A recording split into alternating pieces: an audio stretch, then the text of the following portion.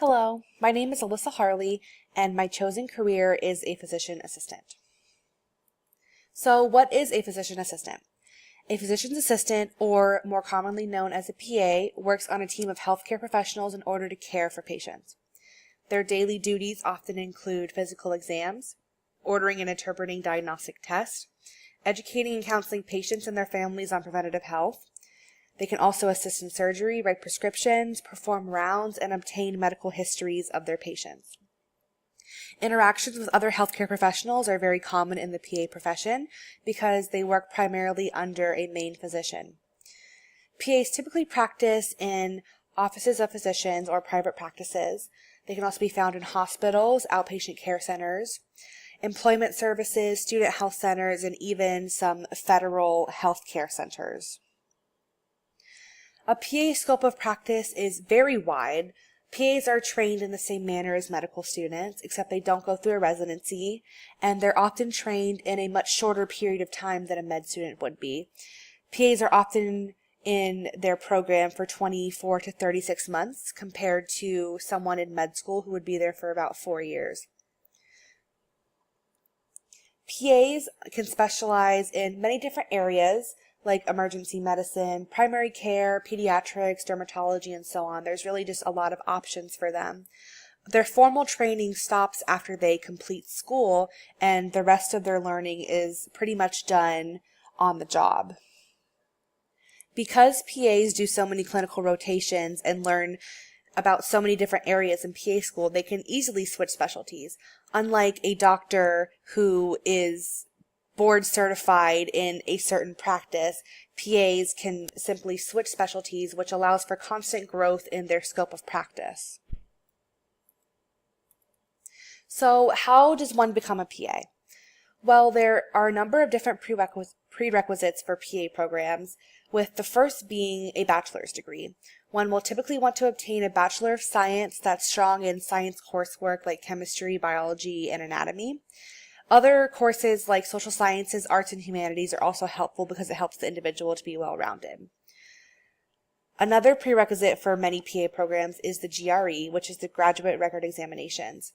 A lot of PA programs actually have a minimum score that is needed to be met on the GRE in order to even be considered for the program.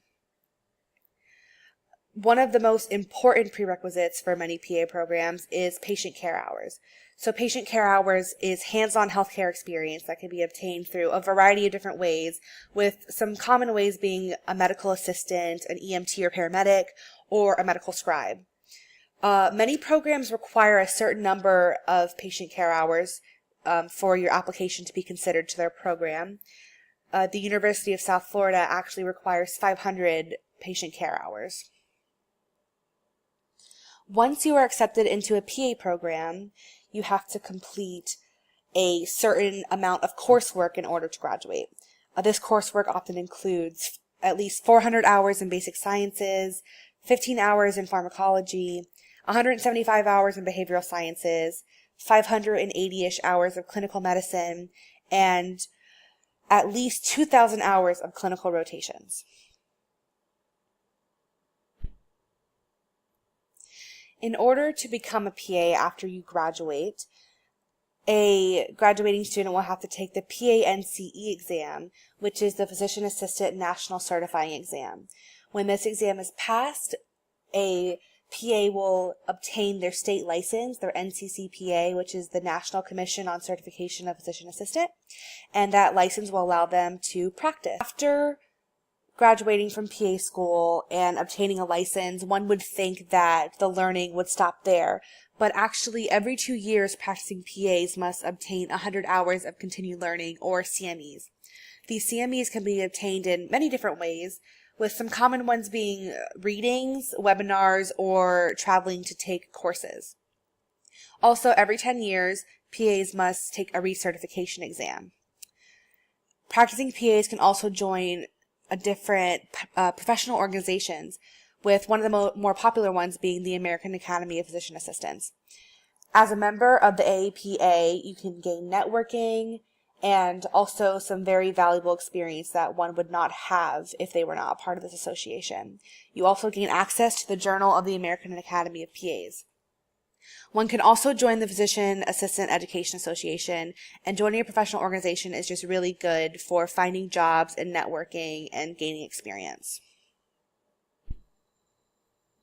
So this is my 5-year timeline to becoming a physician assistant. So spring 2019, which is right now, I have completed 15 credits of required coursework for my major.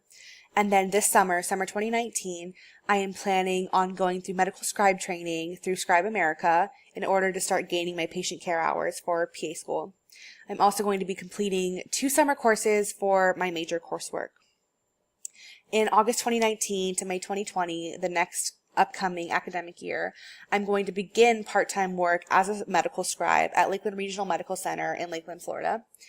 And I'm also going to be completing my general education core requirements. In summer 2020, I plan to begin shadowing physician assistants in Lakeland in order to get some shadowing hours to put onto my PA school applications, and I'm going to be continuing my part-time work as a scribe at Lakeland Regional Medical Center. In August 2020 to May 2021, I will hopefully be finishing my coursework for health sciences major and my biological sciences concentration, and that will allow me to graduate. And after I graduate, I plan on taking a little bit of a gap year. During that gap year, I plan to join the Peace Corps to gain medical experience, and I feel like that would be a really good thing to put onto my PA school applications. Will make me seem like a very well-rounded individual. In May 2022, I'm going to start working on my PA school applications, and I will be applying to 5 programs. In fall 2022, I should start hearing back from programs for interviews, so I will begin my interviews. And then in May 2023, I'm going to be beginning my PA program at whatever school I choose.